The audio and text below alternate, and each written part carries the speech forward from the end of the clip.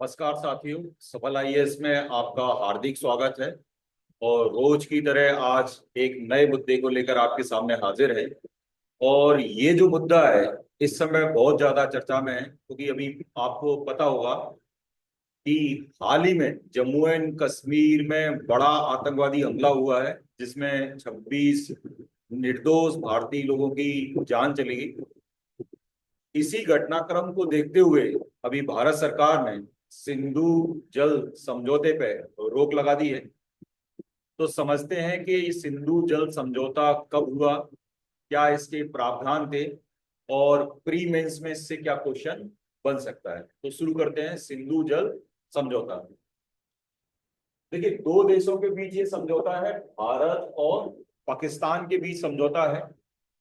इस पे हस्ताक्षर भारत की तरफ से पंडित जवाहरलाल नेहरू ने, और पाकिस्तान की ओर से उस समय के राष्ट्रपति अयूब खान ने 19 सितंबर 1960 को क्या हुए किए थे। संधि के तहत 6 नदियों पर किन किन का अधिकार है। तो अगर भारत का अधिकार देखें तो पूर्वी नदी, रावी, ब्यास, सतलज। और पाकिस्तान का जो अधिकार है वो पश्चिमी नदी, सिंधु, झेलम, चिनाब पे इनका अधिकार है। इसके साथ साथ इन दोनों नदियों का उद्गम हमको मिलता है हमारे यहाँ से। सिंधु पीछे की तरफ से आ रही है, चाइना की तरफ से। परंतु इन पे अधिकार होने के बाद भी भारत इन नदियों के 20% जल को क्या कर सकता है, रोक सकता है या इस्तेमाल कर सकता है। इसको ऐसे कहें, इसका इस्तेमाल कर सकता है। काय में करेगा? बिजली के लिए कर लेगा, कृषि के लिए कर लेगा, लेकिन सीमित उपयोग करेगा, क्योंकि ये हमारा क्या है, समझौता है। अगर इससे संदर्भ में अगर कोई विवाद है तो विवाद का समाधान कैसे होगा। तो इस समझौते के तहत एक सिंधु आयोग बनाया गया था। इसके साथ साथ विवाद की स्थिति निर्मित होने पर दोनों तरफ के कमिश्नर बातचीत करके क्या होंगे, हल निकालेंगे। अगर इसी नदियों पे किसी ने कोई परियोजना प्रारंभ करी है और विवाद हुआ है, तो जिस व्यक्ति ने पहले परियोजना प्रारंभ करी है, बातचीत की पहल उसको ही क्या हुई करना पड़ेगी। फॉर एग्जाम्पल, अगर भारत ने क्या हुआ है, कोई परियोजना बना रहा है, पाकिस्तान को आपत्ति है, तो हमको जाके पाकिस्तान के लोगों से या पाकिस्तान के जो अथॉरिटी होगी उससे बात करना पड़ेगा। इसके फैक्ट देख लेते हैं। पाक की 80% कृषि एवं सिंचाई इस परियोजना पे क्या है, निर्भर है। पाक की 237 बिलियन लोग इस पे निर्भर है, इसके जल पे। मुख्य रूप से कराची, लाहौर और मुल्तान के लोग इस पे निर्भर है।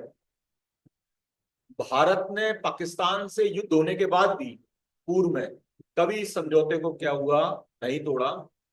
लेकिन पहली बार ऐसा हो रहा है कि भारत इस समझौते के तहत प्रतिबंध क्या हो रहा है, लगा रहा है।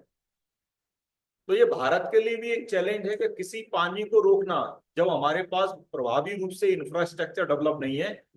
तो जो पानी ऊपर से बह के आ रहा है, ठीक है, और ग्लेशियर जो पिघल रहे हैं, पानी जिस प्रकार से आ रहा है, उसको रोकना हमारे लिए भी क्या होगा, एक चैलेंज होगा।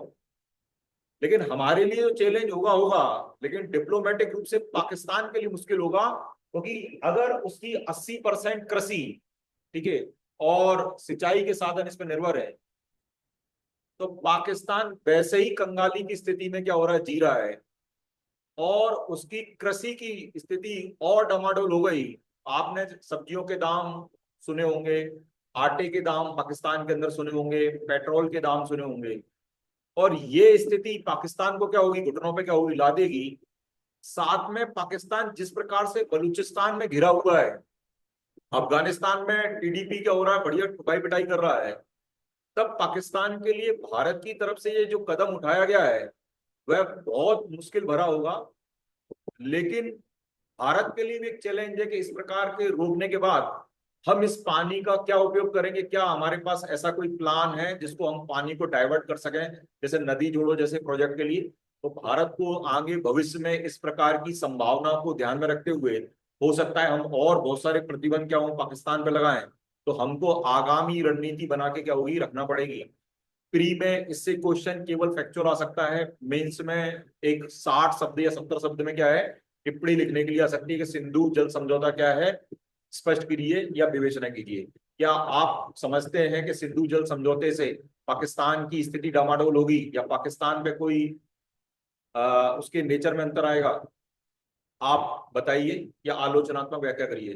लेकिन मेरा व्यक्तिगत ऐसा मानना है, इस समझौते के बाद ही पाकिस्तान पे कोई असर नहीं पड़ेगा, क्योंकि उसके कृत्य इस प्रकार के हैं कि उसके ऊपर चाहे कुछ भी कर दो, क्योंकि उसके जो टॉप कमांडर हैं या पॉलिटिशियन है, उनके घर दुबई में है।